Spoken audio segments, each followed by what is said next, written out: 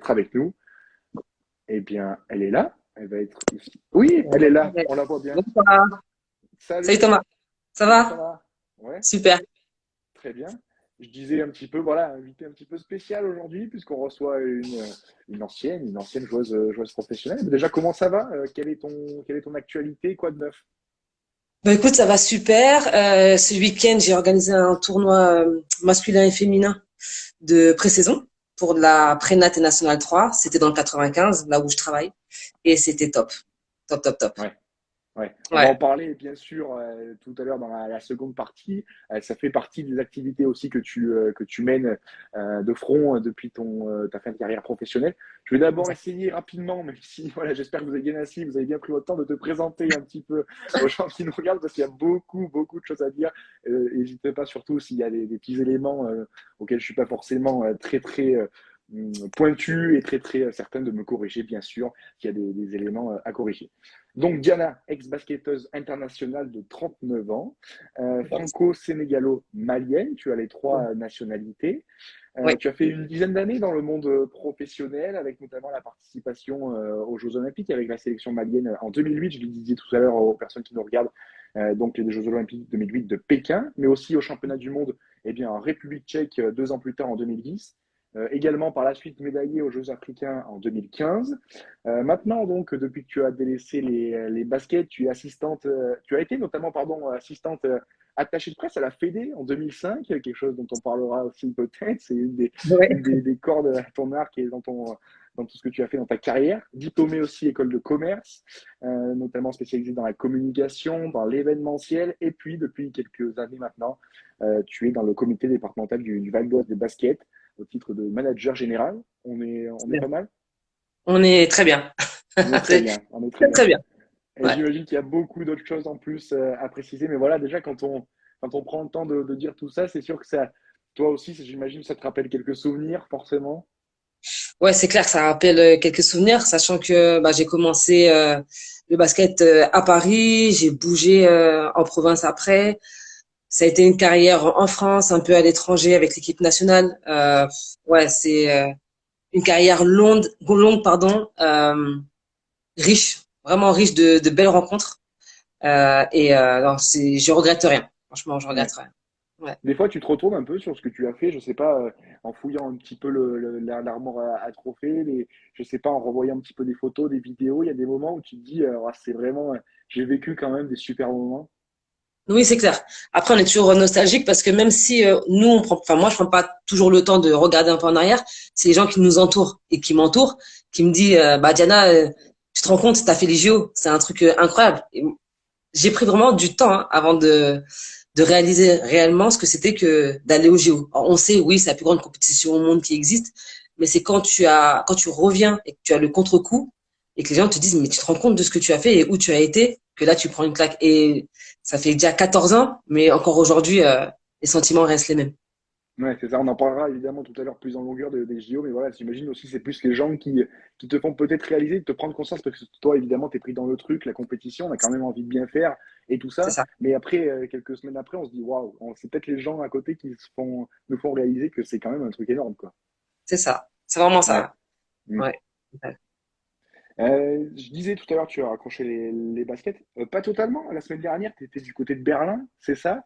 Pour Oui, un tournoi 3-3. Qu'est-ce que tu allais faire à Berlin pour eh ben, encore continuer à jouer c'est vraiment la passion. Bah, tu vois, justement, j'ai un t-shirt She Got Game de Kicks. C'est Ouais, justement l'organisateur avec 3x3 Germany. Ils organisent des tournois un peu comme en France un peu. Ça ressemble un peu à l'Open de France, mais au niveau mm, Allemagne. Et en fait, moi, j'organise un tournoi international, le All-Star Game Val d'Oise, depuis quelques années. Et depuis l'année dernière, c'est un tournoi qui est devenu 3-3. J'avais invité une équipe allemande masculine et en fait bon ils m'ont rendu l'appareil quoi, ils m'ont invité à Berlin, donc j'ai constitué une équipe de copines un peu à l'arrache, mais au final on a passé un week-end incroyable et on est reparti avec la coupe. Voilà, donc je ouais, continue à pratiquer. ouais. Oui, comme dit Off, évidemment, tu continues à jouer. Non, on s'entend. Je parlais bien évidemment au niveau, voilà, au niveau professionnel ou tout du moins dans j'allais dire les plus grandes heures de ta carrière. Bien sûr, tu joues encore. Rappelle-nous le club où tu évolues actuellement.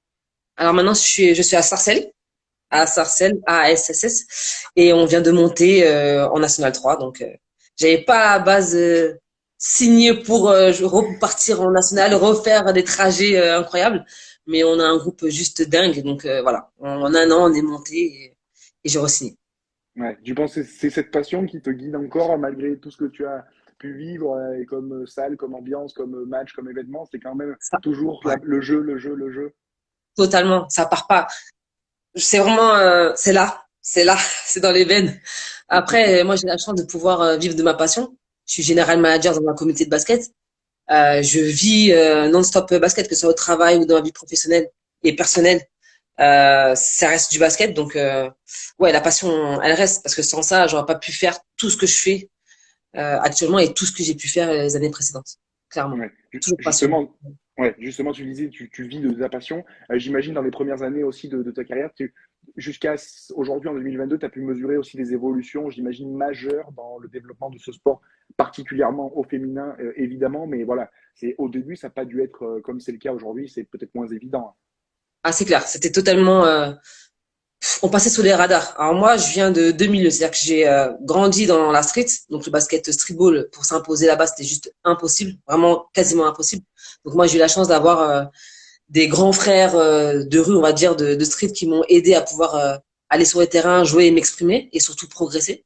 Donc je pense que, en tout cas, pour parler de l'Île-de-France, hein, sans prétention, ça a ouvert une porte en disant ah ben il y a des joueuses qui sont capables de jouer en streetball, à qui on permet, et ça a permis aussi à d'autres filles, surtout à Paris, de oser venir. Après, on a eu une salle à Paris qui s'appelle Carpentier, qui a généré pas mal de monde. Donc voilà, ça a évolué comme ça. Après, il y a aussi les médias qui ont fait qu'aujourd'hui, c'est plus simple de voir du basket féminin, donc on l'apprécie encore plus. Ça a pris encore une essor avec la WNBA, avec des joueuses spectaculaires comme Marine Johannes. Donc voilà, on s'est mis à s'intéresser encore de plus en plus au basket féminin. Et heureusement, parce que ça a pris du temps. Et aujourd'hui, on a le 3-3 féminin aussi qui explose. On est champion du monde, donc ouais, c'est que du positif. Et si on regarde 10 ans, 15 ans en arrière, ça n'a rien à voir. Ouais. Oui, puis on a l'impression que de ta génération, ou même un petit peu moins âgé, mais on a l'impression qu'il aussi fallait montrer que c'est possible. En fait, on peut le faire. Il y a des exemples qui montrent que on peut le faire et s'appuyer sur ça pour les jeunes garçons, les jeunes filles qui veulent aussi faire pareil. On a l'impression ça aussi de dire, ouais, elle peut jouer au plus haut niveau, elle peut faire les Jeux Olympiques et c'est inspirant comme parcours. C'est ça. Moi, je pense que le mot que tu as utilisé, c'est vraiment celui-là. C'est inspirant. Même si nous, enfin, quand on fait notre sport, on se concentre sur soi, gagner les matchs, etc. On se rend pas compte de ce qu'on peut diffuser et que demain, on peut être des rôles modèles en fait. Moi, je l'ai compris vraiment avec le temps et avec des rencontres de jeunes joueuses quand j'allais dans les clubs pour aller parler de mon parcours. Et quand on te dit, tu m'as inspiré, je t'ai suivi, j'ai vu ce que tu as fait, je peux y arriver. Tu dis, ah ouais, je pensais pas que être juste joueuse de basket pouvait apporter tout ça. Et ça, c'est juste génial. Ouais, c'est le sens des responsabilités aussi, voilà, pour une joueuse qui a un parcours comme ça, c'est sûr que on s'en rend compte peut-être après, évidemment, voilà, en tournant comme tu le fais, c'est sûr, et en rencontrant les gens qui nous ont suivis. Comment on en parlait un petit peu brièvement, je sais pas si tu peux compléter là-dessus, mais la plus grande évolution pour toi dans le basket, c'est quoi? C'est vraiment le professionnalisme, là, entre le moment où toi tu débutais et aujourd'hui, c'est le fait qu'il y a une plus grande attention autour de ce sport et particulièrement le basket féminin? Ouais, le professionnalisme, c'est clair que ça a rien à voir avec quand moi j'ai commencé. Moi, mon Ouais. premier club où j'ai été pro, ça a été Chalon-sur-Saône. Je vais te dire, il y avait une coach et puis fin, quoi. Il y avait pas d'accompagnement, il y avait pas d'assistant, il y avait pas de vidéo, il y avait rien du tout. Aujourd'hui, ça a rien à voir. Ça, tu vois le banc, t'as tes joueuses, t'as ton coach, assistant coach, kiné, ostéo, il y a un suivi médical. Il y a les préparateurs personnels. Il y a il y a les préparateurs coach mentaux. Donc oui, ça a évolué. Et puis j'ai envie de dire tant mieux parce que c'est le basket a évolué, les jeux ont évolué, le physique aussi de certaines jeux ont évolué. C'est beaucoup plus technique, physique, etc. Bon, ça dépend aussi. Je parle en même temps du basket africain, je fais le parallèle obligatoirement. Mais c'est clair qu'on est beaucoup mieux accompagné aujourd'hui qu'auparavant. Ouais. C'est clair. Justement, Et ça, justement, ouais, ouais. dis-moi. Oui, et justement, tout à l'heure on en parlait. Julien Colombo, qui est aussi le préparateur physique de l'INSEP et de Sarcelles, c'est Mm. juste une chose incroyable. C'est quelque chose que moi je n'avais pas à l'époque. Aujourd'hui, en National 3, on a un préparateur physique, c'est waouh. Alors que ça devrait être une normalité, quoi. Ouais. C'est sûr. On parlera de Julien tout à l'heure. On l'avait reçu, je l'ai rappelé la semaine dernière. Forcément, il y avait une petite question pour toi. On lui passera, on te la transmettra tout à l'heure. Mais c'est sûr que tu en parlais. Le basket africain, qu'est-ce que tu peux nous dire dessus sur ben, son évolution? Quelle perspective il peut avoir avec des échéances? Ben, on sait, il y a les Jeux Olympiques qui arrivent chez nous en 2024. Forcément, on va s'en intéresser encore plus. Toi, Mhm. là, quasiment moins de 2 ans, qu'est-ce que tu peux nous en dire? Quelles sont plutôt les tendances, à très grands traits, bien sûr? Alors les tendances, j'ai envie de dire, sont très très bonnes. Quand je regarde un peu les 2, 3 dernières années et que le niveau entre les équipes européennes, américaines et africaines se resserre, oui, il y a une évolution. Parce que la formation en Afrique se développe de plus en plus. On a de plus en plus de joueuses expatriées, donc des Françaises comme ma petite sœur Touti Gandega, qui joue pour l'équipe nationale du Mali. Donc il y a beaucoup de joueuses qui sont originaires de pays africains qui osent maintenant sortir de l'Hexagone pour aller jouer pour le pays d'origine. Et c'est ce qui nous manquait aussi un peu à l'époque. Et puis quand on regarde un peu les compétitions internationales, les clubs africains, en tout cas les équipes nationales africaines existent maintenant. C'est plus une surprise de voir que l'équipe du Nigeria bat la Lettonie. Voilà. Il y a 10 ans en arrière, c'est une équipe africaine, ça ira pas loin. Aujourd'hui, on fait peur. Au mois de février, il y avait la fenêtre pour les qualifications au championnat du monde. Et justement, ma petite sœur Touti a joué contre l'équipe de France. Mali perd de 7 points. On revient 10 ans en arrière, il y avait 50 points d'écart. Bien sûr. Donc ouais, il y a une belle évolution. Et bah ça, c'est grâce notamment à la formation. Ouais. Oui, et puis ça peut pas se faire du jour au lendemain, c'est ce que tu disais, c'est aussi un processus. On peut pas d'un coup, bon là tu prends cet exemple-là, mais on peut pas d'un coup faire jouer égal avec l'équipe de France, qui est une nation bien évidemment historique dans le basket. Voilà, c'est un processus. La formation, c'est ce que tu disais, voilà, mettre les moyens à la fois financiers mais humains aussi pour ben, former les jeunes joueurs et les jeunes joueuses et les attirer dans les sélections et dans les pays d'origine. Hein. C'est ça, c'est exactement ça. Ouais. Mm. Voilà, maintenant, il y en a qui ont aussi la chance, qui ont le choix entre jouer entre l'équipe nationale de leur pays d'origine ou la France. Mm. Ça dépend des opportunités aussi, hein. Faut pas se leurrer, hein. Quand on sait que l'équipe de France, c'est assez fermé, c'est vraiment l'élite, avec les centaines de joueuses qu'il y a. Après, dès qu'il y a une porte ouverte pour jouer pour le pays, faut s'insérer. Et personnellement, je regrette pas du tout parce que quand je vois la carrière que j'ai réussi à avoir en équipe nationale, c'est juste incroyable. Ouais, justement, c'était ça, c'est ce que j'allais te demander. Comment est-ce que tu as fait ton choix? Avec quels critères? À quel moment tu t'es dit mon choix il est arrêté? Qu'est-ce qui avait fait la bascule à l'époque? Alors en fait, ça n'a pas réellement été un choix parce que dans ma tête, depuis que je fais du basket, j'avais pas réellement l'ambition de jouer plus tard à haut niveau. C'était vraiment les copines, m'amuser et rien de plus quoi. Et en fait, ça s'est fait un peu au hasard. Quand j'ai signé mon premier contrat donc à Chalon-sur-Saône, je monte directement en N1, donc à l'époque c'est la Ligue 2 à Strasbourg, et c'est le Mali qui vient faire un match amical contre Strasbourg. Ce soir-là, je fais un gros match, etc. Et le sélectionneur vient me voir en me demandant de quelle origine je suis. Je dis, bah, ma mère est sénégalaise, mon père est malien. Il me dit, ton père est malien? Viens, on va discuter. Et c'était l'année de qualification pour les JO. Voilà. Donc, on se D'accord. rencontre en septembre 2007, pardon. Ouais. Et en juin 2008, bah, préparation pour aller aux Jeux Olympiques, je suis appelé. Je pars au Mali, préparation, etc. On était 26 et je finis dans les 12. Donc s'il n'y a pas ce match amical là qui joue chez toi, peut-être que il se passe pas tout Ma de vie a suite ta changé. carrière. Ah ouais, ma vie a changé clairement grâce à ce match-là. Totalement. Parce que si je fais un mauvais match, si le Mali ne vient pas se préparer et tout ça, Ouais, bah ouais, il n'y a pas l'équipe nationale, il n'y a pas les JO, il n'y a pas toutes les actions que je mets en place aujourd'hui, c'est aussi parce que je suis olympienne. Parce qu'il y a les JO, faut pas se mentir. bien sûr, Voilà, il y a bien sûr. du réseau qui a été fait, etc. Ouais, Donc ça collait à ouais, ton monde. Ouais. ouais, totalement. Voilà. Après voilà, c'est ce palmarès-là aussi que j'ai pu acquérir grâce à cette ouverture-là qui a fait qu'aujourd'hui, voilà, ça fonctionne. Donc, Non, c'est là qu'on se rend compte à quel point, voilà, mais enfin, un truc qui paraît totalement anodin, deux fédés qui organisent un match dans telle ou telle ville, comme c'est quoi, ça. on se dit, ça bascule sur ça. Alors bien sûr, derrière, il fallait Oui, évidemment faire et réaliser tout ce qui a été réalisé, avec évidemment beaucoup de travail et d'abnégation, mais comme quoi le hasard des choses fait parfois eh ben, très bien la suite. C'est sûr que on se rend compte là que ça peut donner un sacré coup de pouce des fois à des moments donnés. C'est c'est sûr. vrai, totalement. Ouais. On parlait tout à l'heure du 3-3, je reviens un petit peu dessus. Quel lien tu as avec cette discipline? De quel œil tu vois un petit peu ça? Est-ce que tu aurais aimé, toi, à l'époque, quand tu étais un petit peu plus jeune, avoir cet engouement autour de cette discipline? Est-ce que ça t'aurait plu? Ça m'aurait plu totalement. Je pense que j'aurais été même capable de laisser de 5-5 pour le 3-3. C'est clair. Parce que bah, quand tu regardes le slogan de la FIBA, c'est From the streets to the Olympics. Et c'est vraiment cette phrase qui me définit moi, qui est commencée dans le streetball et qui finit olympienne. Mais le faire en tant que joueuse de 3-3, bah, c'est totalement la street. C'est le jeu qui me ressemble. Même aujourd'hui, hein, quand je joue, je suis encore cataloguée un peu crosseuse, streetball, etc. Donc oui, ceux qui aujourd'hui bénéficient de tous ces Open Plus, Open Start, Open de France, les Masters, les Challengers, pour ceux qui suivent un peu le circuit FIBA, c'est juste incroyable. C'est juste incroyable l'engouement que ça a. Et maintenant, ça rentre au JO. C'est rentré depuis l'année dernière au JO. On va avoir ça à Paris. Et voilà, donc je suis rentrée un peu en tant que joueuse. Après, je me suis intéressée aussi à l'organisation des tournois. Donc avec une société privée qui s'appelle Drills Paris, j'ai commencé à travailler un peu sur des tournois à Châtelet-Léal, dans le cœur de Paris. Après, on est parti en Afrique pour développer justement le basket 3-3, organiser des tournois. Et ça y est, c'était parti. Ça m'a vraiment collé à la peau.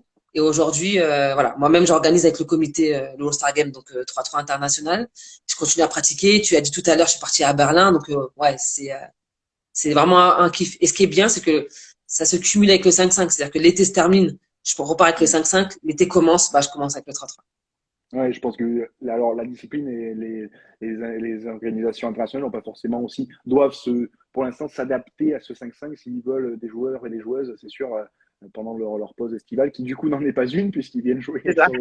sur le 3-3. Mais c'est intéressant ce que tu disais au tout début de dire j'aurais probablement basculé dans le 3-3. On avait accueilli Marie-Ève Pagé il y a quelques semaines à ta place et qui nous disait moi, si la question se pose de est-ce qu'il va y avoir une équipe de France féminine professionnelle du 3-3 qui se crée, si jamais ça se fait, je me pose sérieusement la question de est-ce que je fais 5-5 ou 3-3. Donc pour l'instant, j'ai vu qu'il y avait une équipe de France masculine, bien Oui. sûr, bien sûr non, mais qui a été lancée.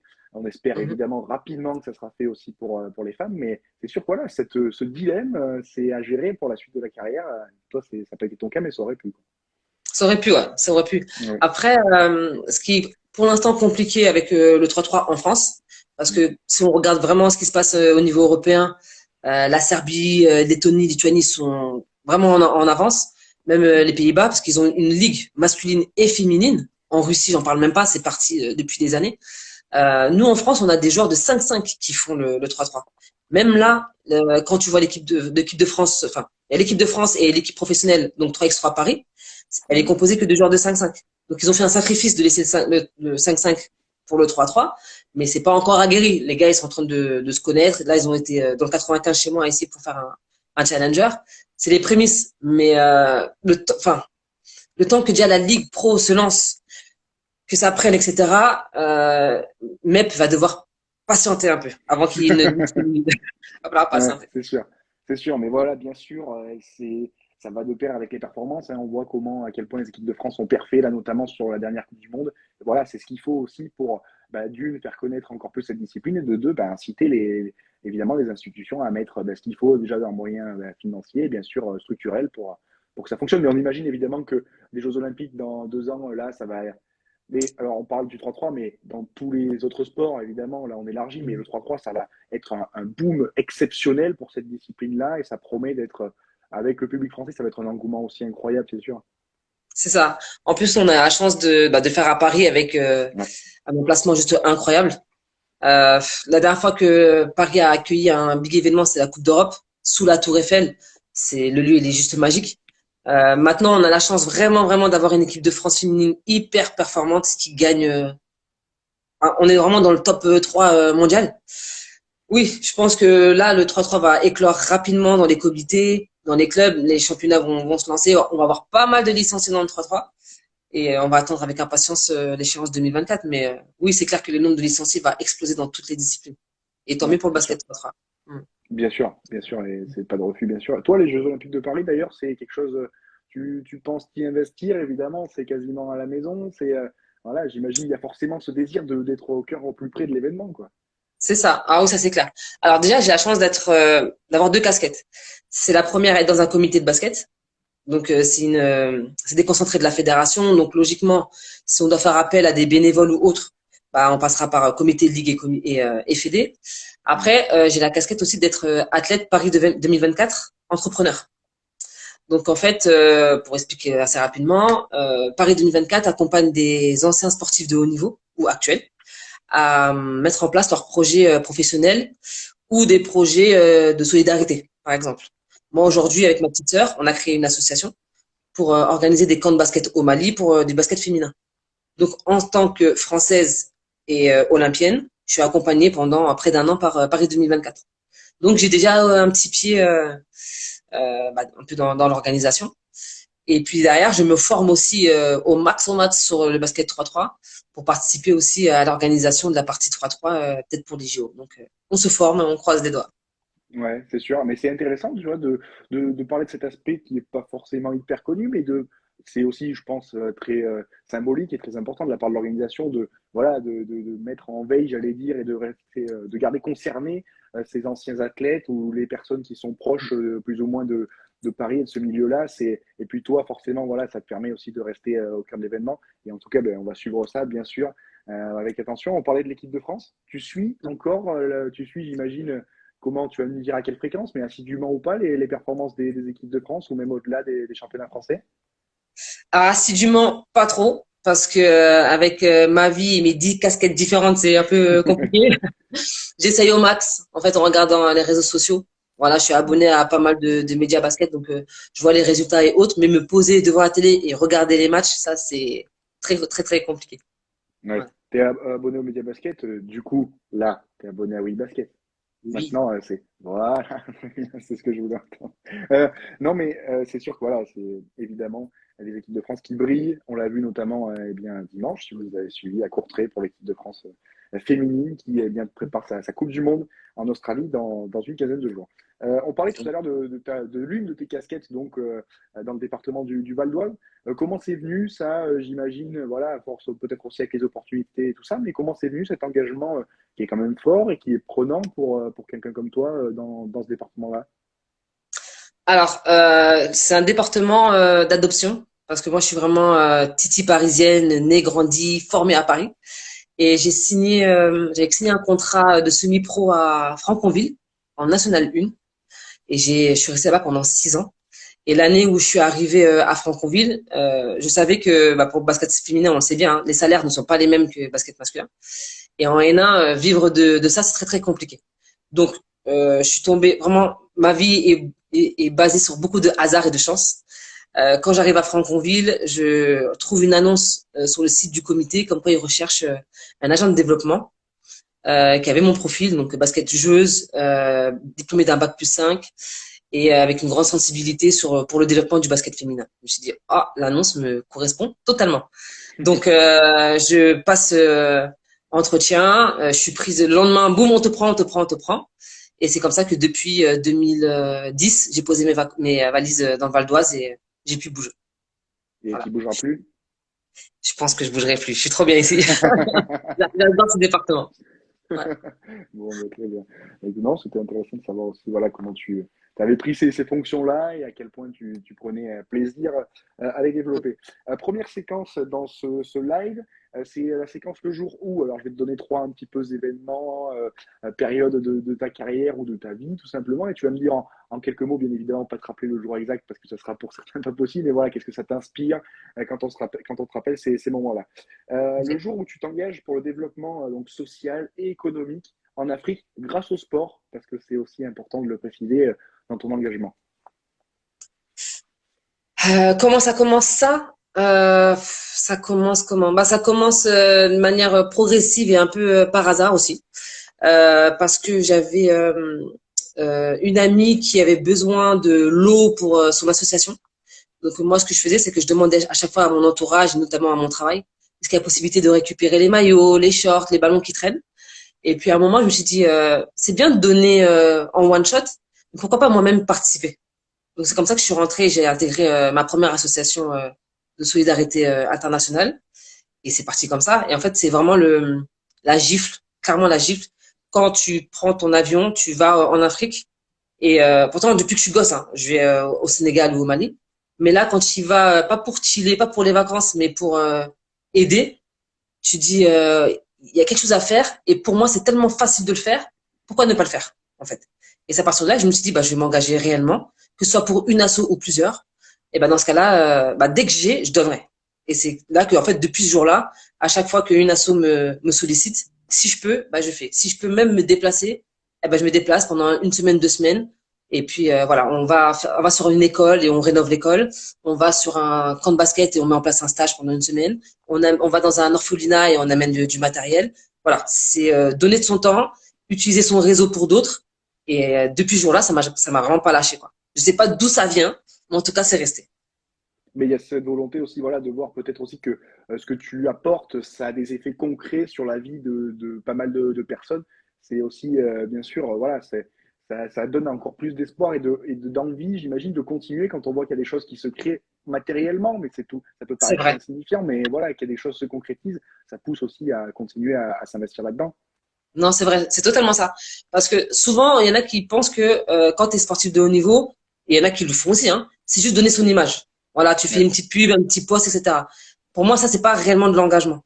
Maintenant, c'est vrai que, comme je t'ai dit, quand tu mets les mains dans le cambouis et tu vois vraiment ce que c'est que de rénover, par exemple, une salle de classe, donc je mm, suis devenue maçon ce jour-là. Je suis partie avec une asso. Je te jure que c'était au Sénégal. On était à Dakar. Le matin, on rénovait l'école. Donc, on était avec des maçons. Ils nous ont appris à faire la peinture, à créer des briques, parce qu'en Afrique, tu crées toi-même tes briques. Donc, on a pris du sable, on a pris du gravat, de l'eau, enfin, c'était incroyable. Et quand 2 semaines après, tu arrives et que tu vois que tu as reconstruit toute une école de tes propres mains, tu dis oui, ça a du sens, en fait. Et c'est faisable facilement. Donc, allez, c'est parti et on fait. C'est concret. c'est sûr. Ouais, c'est ça, c'est ça. Ce qui pousse encore plus à s'investir, évidemment, ça donne de plus d'enthousiasme. Le jour où tu t'es dit que tu allais vraiment faire carrière dans le basket, que c'était lancé. Quand j'ai fait les JO, même pas avant. Ok, Ouais, même ok, pas avant. Pourtant, j'étais semi-pro à Chalon et pro à Strasbourg. Mais c'était encore, je voyais ça encore loin parce que c'était la Ligue 2, c'était pas encore Ligue féminine et tout. Et il y avait une concurrence juste incroyable à cette époque-là. Euh, mais quand j'ai fait les JO, je me suis dit, ah ouais, je suis dans la cour des grands en fait. Et c'est vrai que ça m'a après ouvert des contrats, ça m'a ouvert plein de choses. Mais c'est là que je me suis dit, oui, je peux faire quelque chose dans le basket. Et ouais. voilà. Après, il y a eu les blessures qui ont fait que Mm. ça s'est rapidement arrêté. Je suis redescendu en National 1. Mais ouais, c'était les JO. Ouais, c'est sûr. Justement, transition parfaite. Le troisième moment, c'est le jour où tu rentres dans ce village olympique qui, j'imagine, voilà, c'est lourd de sens. C'est incroyable. On est en 2008, on est en Chine, à Pékin, et j'ai l'impression que c'était en 2020. Ils avaient toutes les installations, pas toutes, mais une bonne partie de ce qu'on a aujourd'hui, et c'était délirant quand tu reviens 14 ans en arrière. Le village olympique, pour comprendre comment ils avaient fait en Chine, ils avaient rasé un quartier. Bon, c'était radical, mais ils ont rasé un quartier. Le village est grand, mais c'est énorme. C'est-à-dire que nous, les athlètes, on se déplaçait avec des trottinettes électriques. Ouais, c'est Il y a une ville dans 14 la ans. ville, quoi. Oui, Ouais. voilà. Mais il y a 14 ans, des trottinettes, on se dit, mais waouh. Et c'est une ville dans la ville parce qu'ils avaient fait des tracés au sol de passage piéton, des feux, des bus. On se croirait dans une ville fermée. Ouais. Et on était protégés par le SWAT. Donc c'est pas la police locale, hein, c'était le SWAT.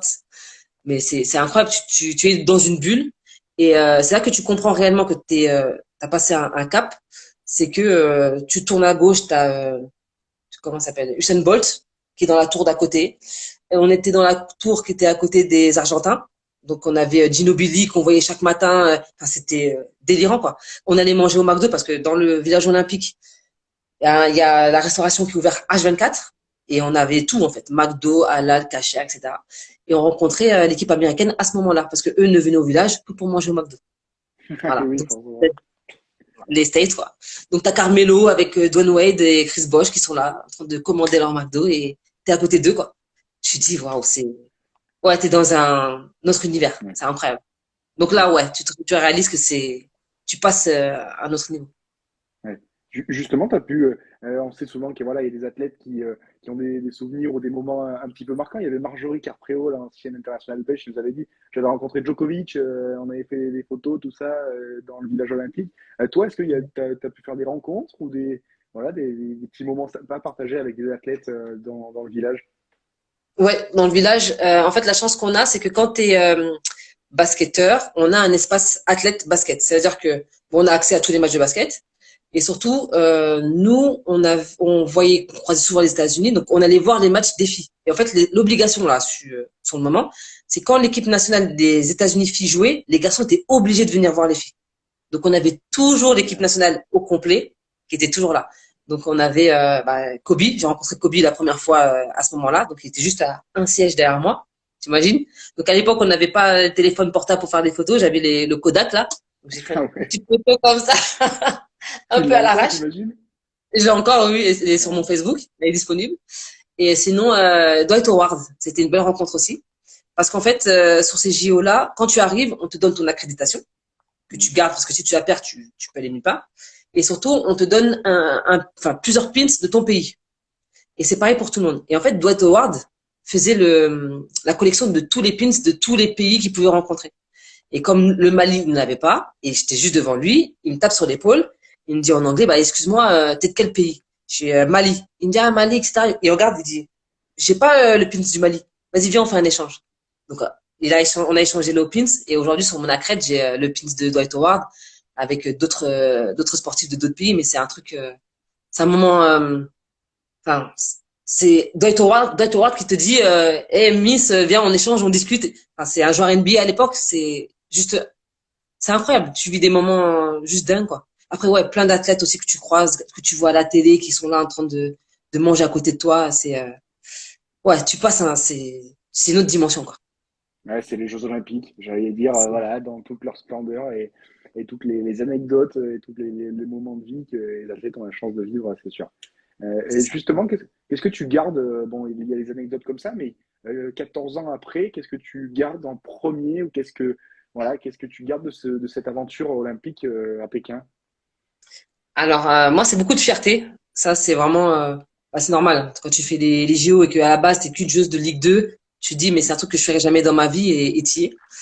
Et souvent, on me demande, c'est quoi le moment le plus fort que tu as vécu au JO? Tout le monde pense que c'est un match ou quand tu rentres sur le terrain et tout. Moi, c'est pas du tout ça. Ça a été la cérémonie d'ouverture. C'est En plus, c'était vraiment grandiose.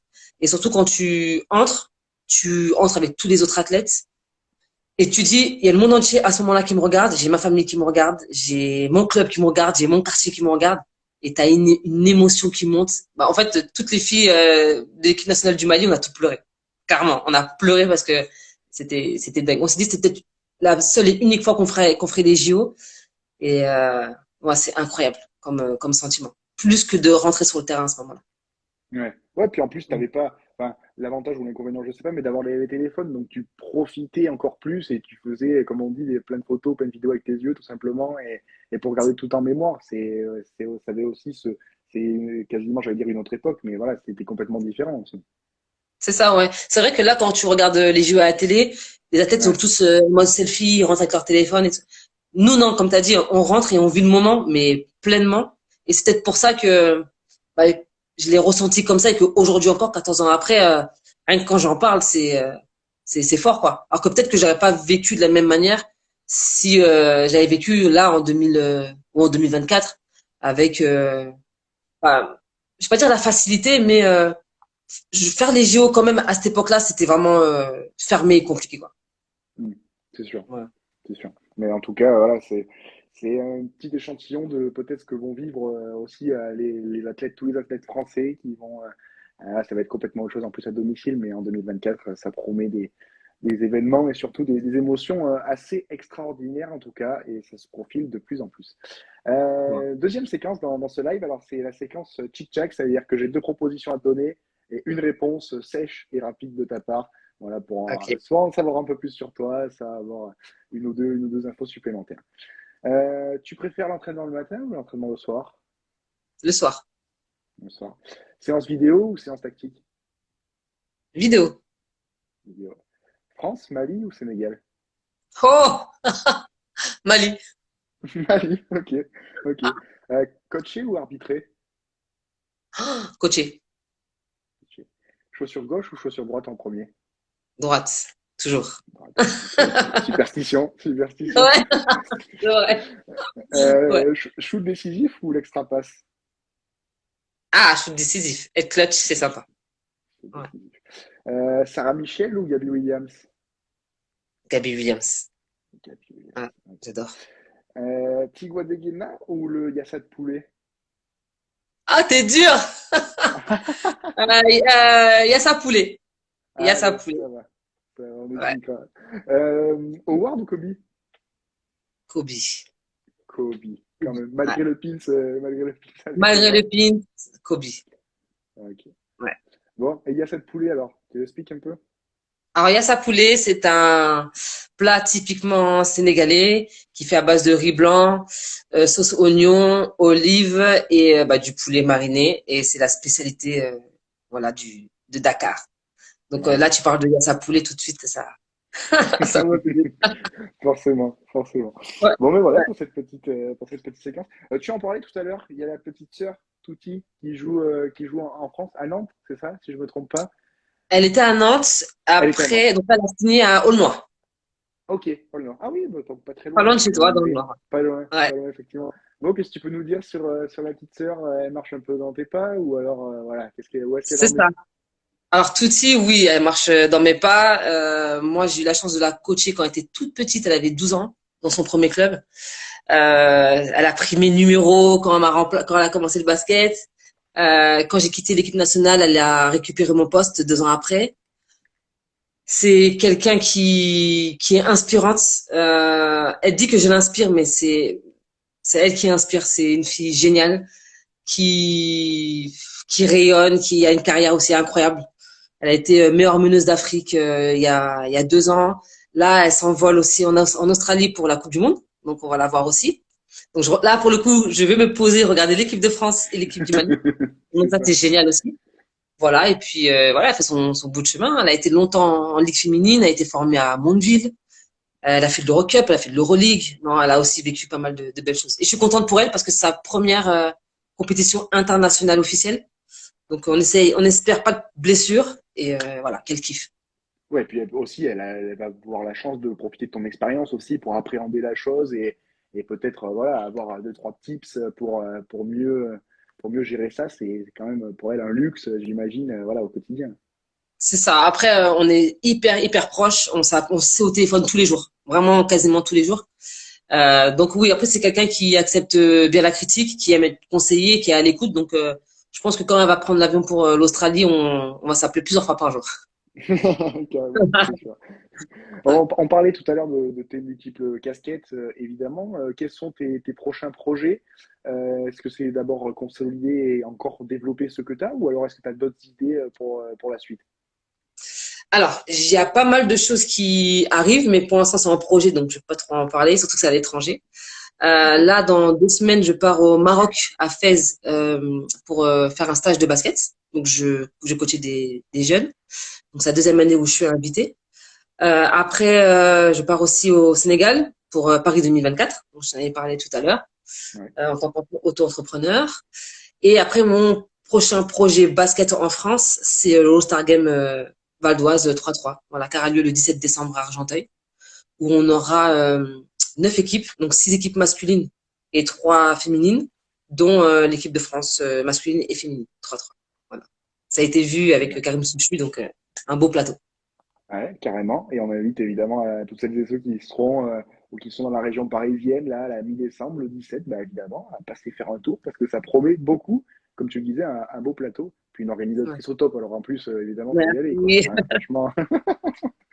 Oui, justement, tu suis encore pas mal le basket. On en parlait tout à l'heure. Est-ce que tu as une joueuse un petit peu préférée que tu aimes bien particulièrement dans le basket Alors, actuel? quand je regarde ouais, l'équipe de France, moi, c'est Marine Johannes. Ok. Et Gabby Williams, c'est le jeu un peu bah, qui me correspond et qui me ressemble. Un peu street, mais efficace. Elles sont belles à voir jouer, en fait. C'est des joueuses qui, justement, je pense que c'est parce qu'on a aujourd'hui aussi ce type de joueuses-là que le basket féminin est encore plus mis en valeur. Des joueuses qui jouent en France, en WNBA, en Euroleague. Enfin, c'est juste génial de les avoir dans le championnat français en plus. Donc, ouais, les 2 filles de l'équipe de France, là, sont juste tip top. C'est sûr. Qu'est-ce qu'on peut te souhaiter pour la suite? De continuer d'être une maman heureuse et comblée. avec mon petit bout, de continuer à faire des événements qui cartonnent. Je suis super contente parce que je travaille avec un staff qui est juste incroyable. Et à chaque fois qu'on va dans une salle et qu'on fait un événement, on en ressort avec des compliments dans tous les sens. Donc, hâte d'être le 17 décembre pour le All-Star Game et que ce soit une réussite. Voilà. Carrément. Bah, écoute, on le souhaite tout ça. Dernière Merci. petite question qui est traditionnelle dans nos lives. Qui est-ce que tu invites, une amie, une joueuse actuelle ou passée à participer à un prochain live? Ah, bah, Tuti Gandega. Je pense qu'elle aura des choses à dire. Ah, eh ben, très bien. Bah, écoute, on Surtout finit qu'elle là-dessus. prépare la Coupe du Monde, là. Enfin, championnat du monde, je pense que, ouais. Ma petite sœur, ouais. Ah, mais écoute, carrément. Eh ben, franchement, ça pourrait être sympa pour voir ce qu'elle a à dire comme dossier sur toi. En plus, ça pourrait être pas mal. Ah, Non, mais écoute, on va essayer, allez, on va essayer peut-être la semaine prochaine ou alors peut-être dans les semaines à venir, peut-être en débrief de Coupe du Monde, on verra bien en fonction évidemment de ce qui sera ça marche. possible avec elle. Bon, merci beaucoup Diana en tout cas d'avoir passé ces Merci. minutes avec nous, c'était Merci à super. toi. Et puis bah écoute, on suivra évidemment de près à la suite de tous tes projets. Et bien évidemment, je vous souhaite évidemment de suivre aussi Diana sur ses différents réseaux sociaux si vous voulez savoir encore plus et être au courant de son actualité. Merci beaucoup Diana Merci et puis à beaucoup. bientôt. À bientôt. Ciao. Salut, bonne soirée. Ciao. Merci. Bye. Voilà pour ce live avec Diana Gandeia. J'espère que ça vous a plu. Ce live donc de près de 50 minutes, 45 minutes environ, bien pour parler basket, mais aussi pas que, parce que vous le savez, c'est ce qu'on aime bien faire dans ces lives, de parler bien, de la personnalité de notre invité et de tout ce qu'elle aime faire en dehors. Et il y avait, comme vous l'avez compris, beaucoup de choses à dire avec Diana. Merci d'avoir suivi ce live. Je vous souhaite une bonne fin de soirée. Et puis, je vous donne rendez-vous la semaine prochaine, donc, pour un nouveau live, si tout va bien. Peut-être avec Touti, donc, la petite sœur de Diana. On verra bien, en tout cas, quoi qu'il arrive. J'espère vous retrouver au rendez-vous, nombreux et nombreux, lundi prochain. Je vous souhaite une bonne soirée et puis une bonne semaine. Et on se dit à la semaine prochaine. N'hésitez pas, évidemment, à regarder le replay de ce live qui est disponible dans quelques instants sur le compte WeBasket. Je vous rappelle l'interview de Lisa Berkani, pardon, que vous pouvez aussi retrouver sur le compte, à la fois sur Instagram et sur notre page Facebook WeBasket.tv. Lisa qu'on a pu interviewer dimanche, donc hier, à Courtrai, après le match de l'équipe de France. On fait le point avec Lisa et on parle notamment du dossier Kylian Mbappé, elle qui rêve de le rencontrer. Voilà, pour la petite promo. N'hésitez pas à aller voir cette interview, bien sûr, et à poser un petit like. Bonne fin de soirée à tous et bonne semaine. Et à lundi prochain. Salut.